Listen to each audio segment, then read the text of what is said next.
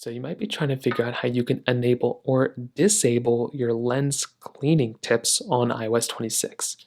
So sometimes when you go ahead and open up your iPhone on iOS 26 now, you might be seeing a little bit of a pop-up that will basically tell you that you should clean up your lens.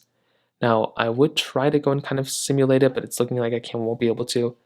But essentially, you might be getting a little bit of a pop-up that looks like that. If you want to enable it or disable it, it's very basic. What we want to do is we want to make our way over to our settings application. So let's make our way over into settings, and we want to find the camera application. So try to find it. As you can see right here inside of our settings, it's right here. We can tap on it, and then there's going to be these things that basically come up. Now, what we want to do is at the very bottom here, there's going to be a little bit of a pop-up that comes up. This is going to be our lens cleaning hints.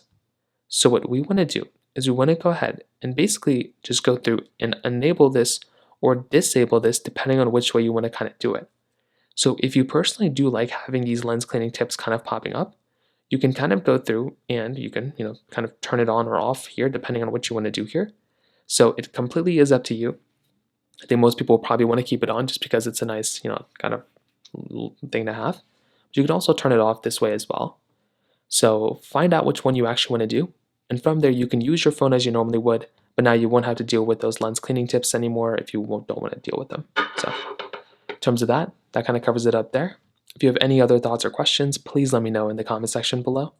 Hit the like button, that would mean so much, but definitely hit that subscribe button. More importantly than everything else, I love every single one of you guys. Hopefully I'll catch you guys in the next video.